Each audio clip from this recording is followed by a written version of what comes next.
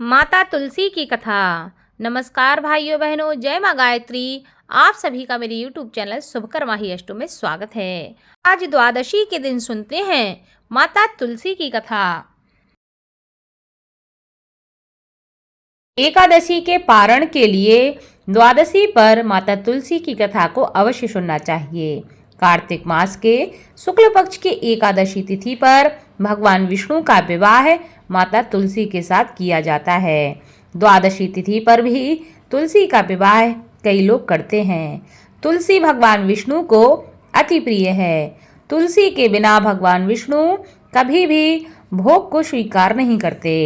तुलसी पूर्व जन्म में एक लड़की थी जिसका नाम वृंदा था। इस लड़की का जन्म राक्षस कुल में हुआ था।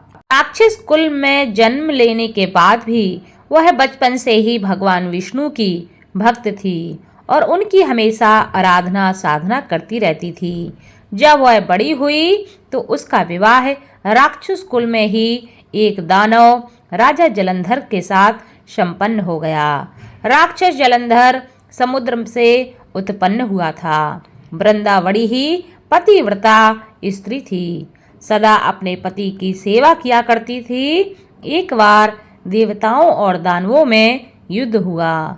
जब जलंधर युद्ध पर जाने लगे तो वृंदा ने कहा कि हे स्वामी, आप युद्ध पर जा रहे हो, आप जब तक युद्ध में रहेंगे मैं तब तक पूजा में बैठकर आपकी जीत के लिए अनुष्ठान करूंगी। जब तक आप वापस नहीं आते मैं अपना संकल्प नहीं छोड़ूंगी।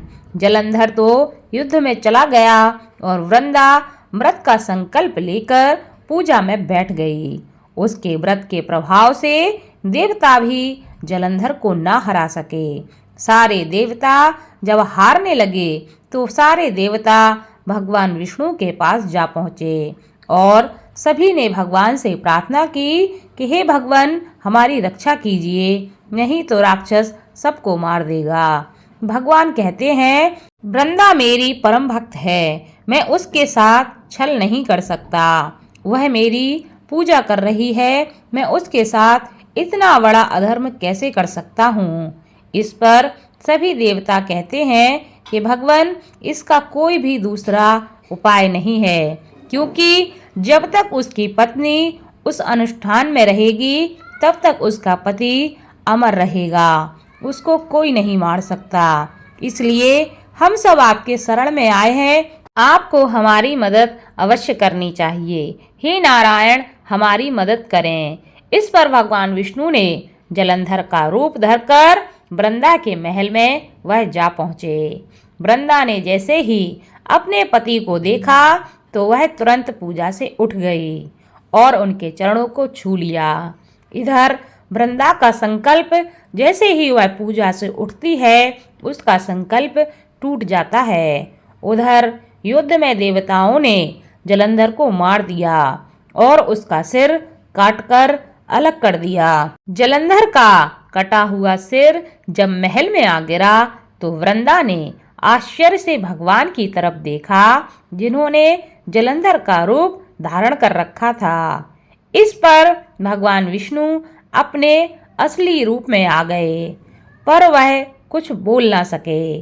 वृंदा ने कुपित होकर भगवान को श्राप दे दिया कि वे पत्थर के हो जाएं, जिसके चलते भगवान तुरंत ही पत्थर के हो गए। सभी देवताओं में हाहाकार मच गया। देवताओं की प्रार्थना के बाद वृंदा ने अपना श्राप वापस ले लिया। इसके बाद वे अपने पति का सिर लेकर सती हो गईं। उनकी राख से एक पौधा निकला। तब भगवान विष्णु ने उस पौधे का नाम तुलसी रखा और कहा कि मैं इस पत्थर रूप में ही रहूंगा, जिसे शालिग्राम के नाम से तुलसी के साथ पूजा जाएगा। इसके अलावा भगवान विष्णु ने यह भी कहा कि किसी भी शुभ कार्य में बिना तुलसी जी के भोग के पहले कुछ भी स्वीकार मैं नहीं करूंगा। तभी से ही तुलसी जी की पूजा होने लगी और कार्तिक मास में तुलसी जी का विवाह शालिग्राम जी के साथ किया जाता है। साथ ही देव उठनी एकादशी के दिन भी इसे तुलसी विवाह के रूप में मनाया जाता है। लेकिन एकादशी के पारण तिथि पर यानी कि द्वादशी पर इस कथा को सुनने से महिलाओं को अखंड सौभाग्य की प्राप्ति होती है और उनके जीवन में सुख समृद्धि का आशीर्वाद बना रहता है। इस कथा को खुद सुने, आपके जो अपने हैं उनको भी इस कथा को अवश्य शेयर करें ताकि आपके साथ साथ आपके अपने भी इस कथा का लाभ ले सके। धन्यवाद।